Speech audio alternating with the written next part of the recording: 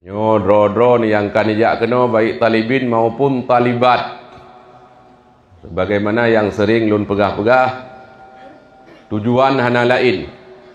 Mak dro ne ayah kita nyo giak me kita nyo kena nyo ken giak boh. Dan ken kena apa? Justru adalah untuk menciptakan kita nyo anak manusia sebagai manusia yang benar-benar manusia. Yang benar-benar manusia.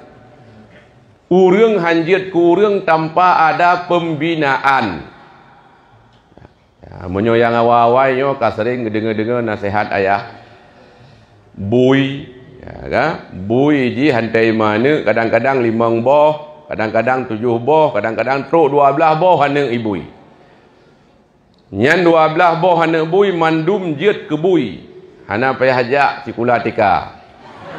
Hana payah ajak PAUD, hana SD, SMP, hana tak payah tamang TPA, man 12 boh jet kebui. Tapi hana urang. Kita nyo hana urang. Kadang-kadang saboh, hana le. Nyo golom tentai jet ke urang. Bahkan tidak bisa jadi orang tanpa ada pembinaan. Hana tak bina. Menyo ayah kita nyo, mak kita nyo, hana gedidik kita nyo, hana riajuk sikula kita nyo, hana riayak berat kita nyo.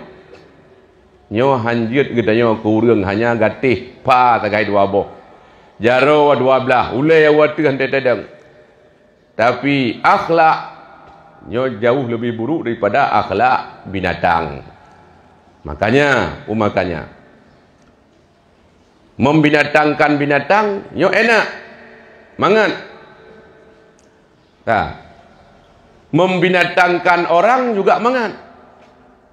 Yo binatang tak pegak ke binatang lagi benar ya pegak. Alanya urang tak pegak ke binatang mangat ci. Atu paju pesantren, balai-balai pengajian tamogok mendum bekli dak pubut urang musabat pi. Man saboh Aceh, bekli dak buka balai pengajian, bekli dak buka dayah. Nyan otomatis laju urang jiat ke binatang.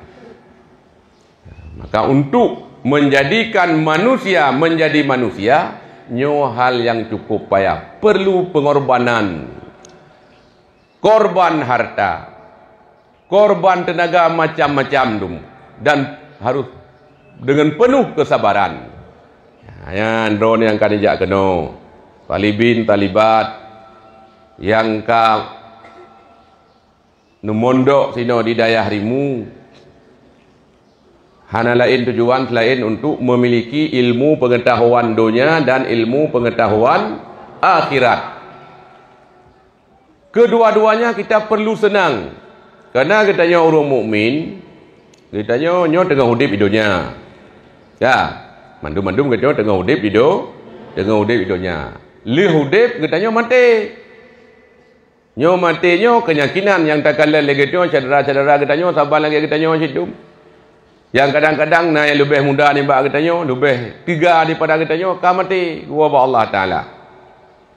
Kita nyo mati si oleh mati kita nyo na udip lom. Mulai dari alam barzah sampai di yaumil kiamah.